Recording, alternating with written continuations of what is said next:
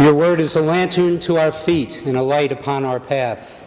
In the name of the Father, and of the Son, and of the Holy Spirit. The sun will be darkened, and the moon will not give its light, and the stars will be falling from the sky. The Son of Man will be coming in the clouds. Not exactly Santa Claus is coming to town.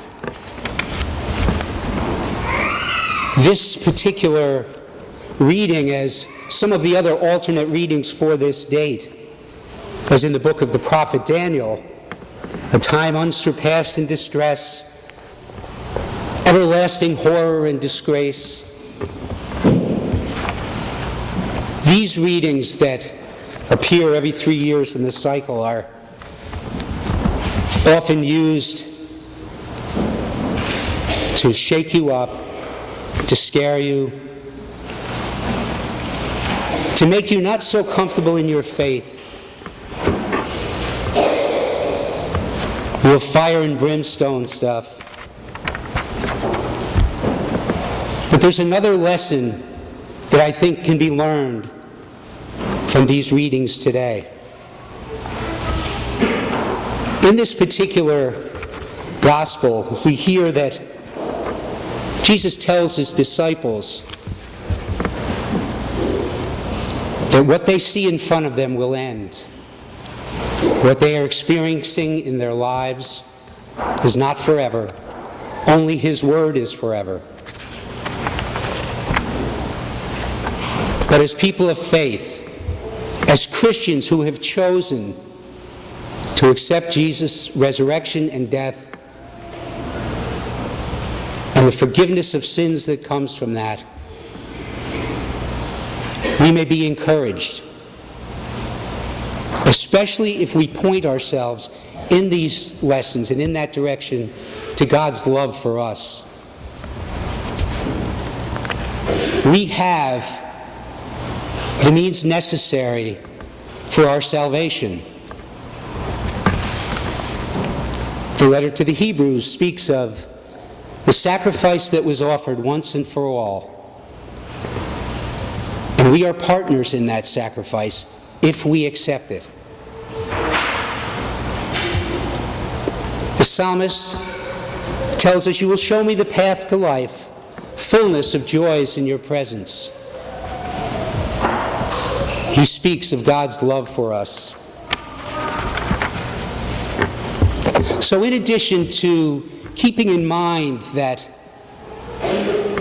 all of this could end at any time, and that we must be vigilant in our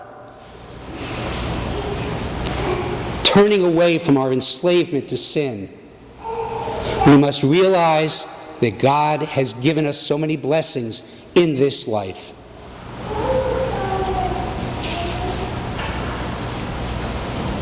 We do not have to fear if we have faith. And if we have faith, we will have hope. Because we are written in the book of life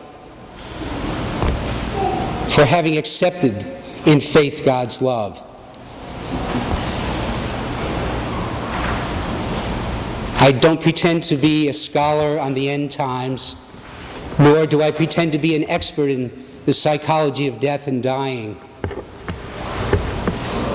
But I can be reasonably assured that whether it's at the general resurrection when we stand side by side, all who have lived and all who have died, with Christ as our judge, or if it is destined that before that time we meet him individually, I'm relatively sure that we won't wish that we had worked more hours, or that we had been more unhealthy with our bodies and minds,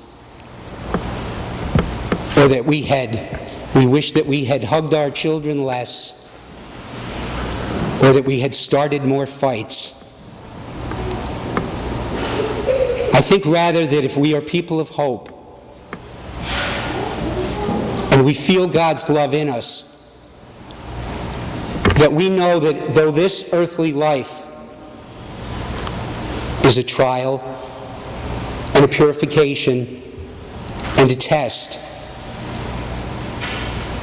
It also abounds with the blessings that God has given us.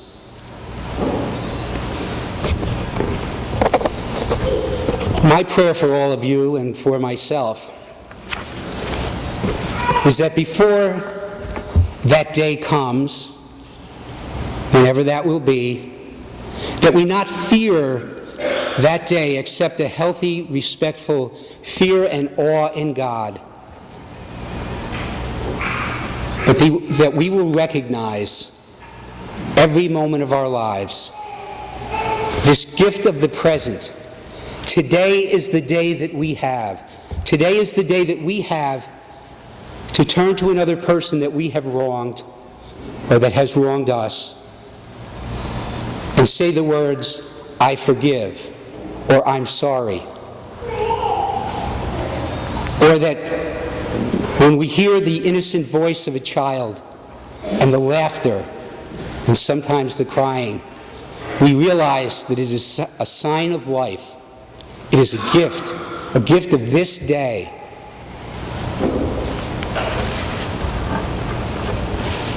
And when we see the sun rise, it is another gift. It is the gift of another day, another chance for us to live as Christ would have us live. But we must do that today. But of that day or hour no one knows, neither the angels in heaven nor the Son, but only the Father. Today is that day. Live it well in love.